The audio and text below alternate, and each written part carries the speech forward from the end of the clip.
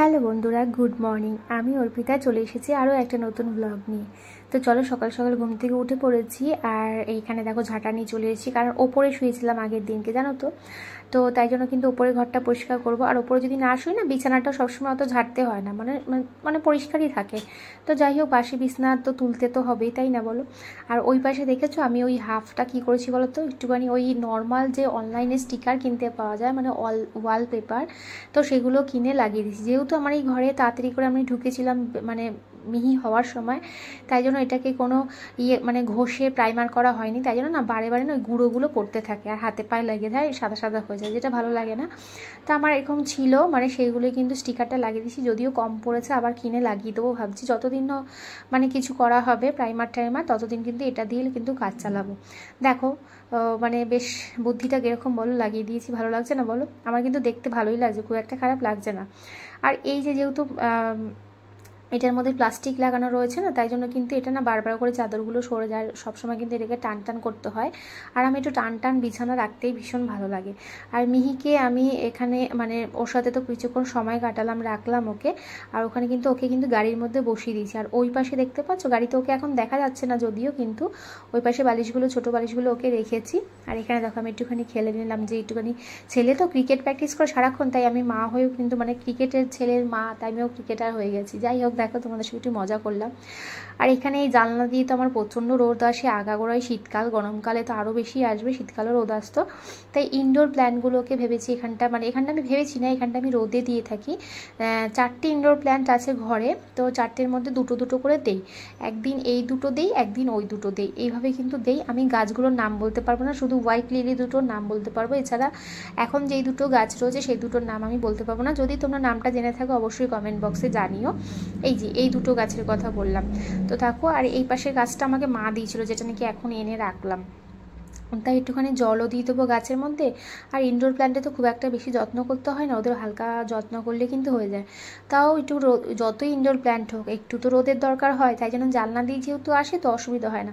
আমি ভেবেছি এরপরে আরও কিছু ইনডোর প্ল্যান্ট এনে ঘরের মধ্যে সাজাবো, ঘরে ডাইনিংয়ে সাজাবো, যেটা আমার ভীষণ ভালো লাগে। আর ইনডোর প্ল্যান্ট ঘরে থাকলে না বেশ ঘরের একটা মানে মাহলটা সেটা জানি একদম বদলে যায়। ভীষণ আমার গাছ এমনিতেই ভালো লাগে, কিন্তু কী বলো তো, যত্ন করতে পারি না। আমি আগে যেরকম যত্ন করতাম, নিজের হাতে আলু গাছ লাগিয়েছিলাম, আলু বানিয়েছিলাম, টমেটো গাছে টমেটো করেছিলাম, মানে লঙ্কা বেগুন সব কিছু নিজে নিজে করেছিলাম। কিন্তু এখন আর আমি সময় পাই না। গাছ করতে গেলে হবে না, গাছের পেছনে প্রচণ্ড তোমাকে সময় দিতে হবে, তবে তো গাছ তোমাকে কিছু দেবে। যেরকম সব কিছুইতেই, মানে আমি যদি ধরো এই চ্যানেলে ইউটিউবে যদি কিছু সময় না দিই, যদি না খাটি, তাহলে তো আমি তো কিছু পাবো না। সেরকম সব কিছুতে আগে আমি কিছু দেবো, তারপরে আমি কিছু পাবো। তারপরে এখানে চলে আসলাম। আর স্নান তো আমার সকাল সকালই হয়ে যায়। আর আমি এখানে চলে আসলাম ঠাকুর পুজো দিতে, যেটা আমার সব থেকে শান্তির জায়গা।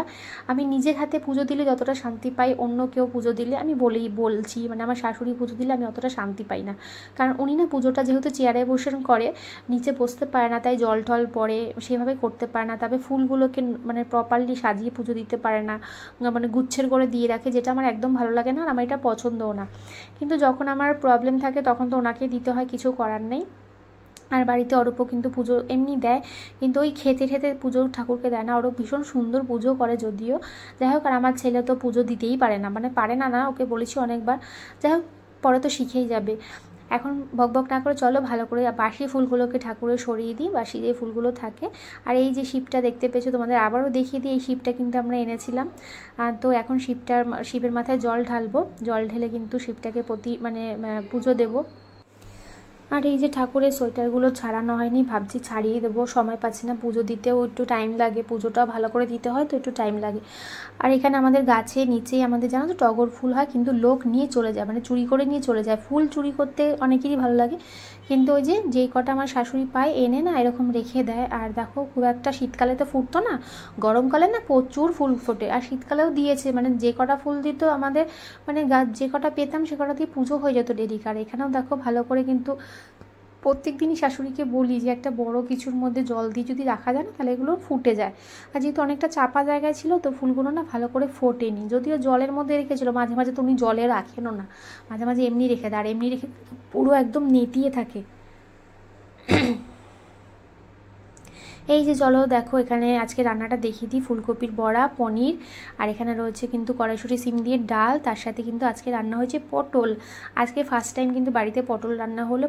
পটলের মধ্যে পটল দেখতে পাচ্ছি না, আলু দেখতে পাচ্ছি। পটলের এত দাম, আর নতুন নতুন যখন ওঠে তখন তো খেতে সেটা স্বাদটা আলাদাই হয়, তাই না? আর এখানে দেখো মিহিকে একটুখানি ডাবের জল খাওয়াবো, মানে এই প্রথমবার আজকে মিহিকে ডাবের জল খাওয়াবো। আমি বললাম অরূপকে ডাব এনেছে যখন দেখি ওকে একটু জল দিই, যদিও মিহিকে এখনো কিন্তু জল টল আমি কিচ্ছু চালু করিনি, ভেবেছি অল্প একটু জল দেবো। জানি না বোতলেও খাবে কিনা, কারণ একদম বোতলে খেতে চায় না। এই যে আমাদের ডাবালা নতুন বিজনেস খুলেছে, নতুন বিজনেস ডাবের, ভালো কিন্তু গরমকালে ভালো চলবে।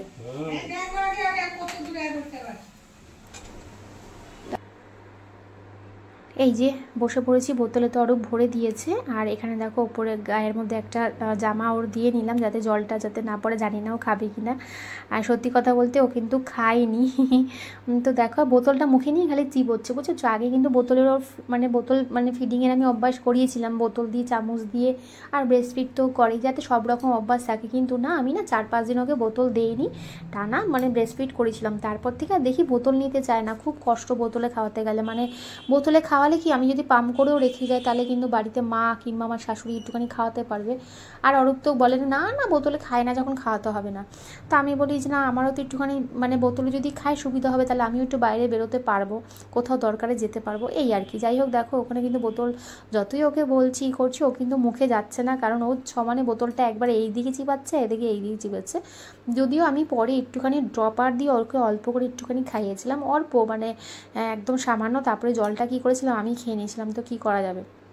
এই যে এখনই আমি অরূপকে বলছিলাম যে আমাকে দিতে হবে না, অরূপ বাবার ছেলেকে দিয়ে আমাকে জলটা পাঠিয়েছে, বলছে না বাবা দিয়েছে তোমাকে খেতে বলছে। আমি বলছি ওকে লাগবে না, কারণ মিহি তো জলটা খাবে না, সেই জলটা আমি খেয়ে নেবো বেকার বেকার। বলছে না, সবার জন্যই ডাব এনেছি, তো ডাব সবাই মিলেই খাও। আর এই গরম পড়ছে, ডাব তো অবশ্যই সবার খাওয়া উচিত। আর ডাবের দামও প্রচুর বেড়ে যাবে কিন্তু, আমি যখন মিহি আমার পেটে ছিল তখন কিন্তু আমি ডাব খাওয়ার চেষ্টা করতাম, মাঝে মাঝে ডাব খেতাম না, পাওয়া যেত না বলে খেতাম না, কিন্তু আমি যতটুকু পেরেছি ডাব খাওয়ার চেষ্টা করেছি। ডাব জল বাচ্চাদের জন্য অবশ্যই অবশ্যই কিন্তু ভীষণ ভালো। প্রেগনেন্সি অবস্থায় তোমরা যদি ডাবের জল রেগুলার খেতে পারো, ডাবের সাদা লেইটা খেতে পারো, সেটা ভীষণ ভালো। আমার এক বলদা সারাক্ষণ নেক ও নাক মুছতে থাকে, এই হচ্ছে আমার বলদি, না নটা বলদি, এটাই বলো।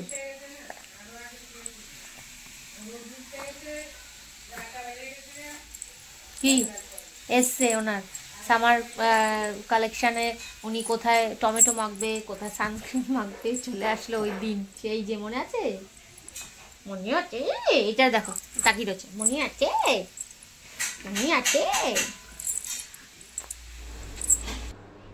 এই যে চলো এখন খাবার দাবার খেয়ে নেবো। আচ্ছা তোমরা থালাটায় আগে বলে দিই, থালাটা কিন্তু আমার ছেলে খেয়েছে, তোমরা একটু প্লিজ কেউ ঘেন্না পেও না যে না থালাটা কীরকম। তো রয়েছে কিন্তু বেথো শাক ভাজা, শুকনো লঙ্কা, তার সাথে রয়েছে কিন্তু ওদিকে সজনে ফুল ভাজা, এই প্রথমবার খাবো। এটা রয়েছে ফুলকপির বড়া, আমি যেহেতু খাই না তাই একটা। আর এখানে রয়েছে আলু পটল পনির দিয়ে তরকারি। তোমাদের তো খাবারটা আগে দেখিয়ে দিয়েছি, আর তার সাথে তো ডালটা রয়েছে।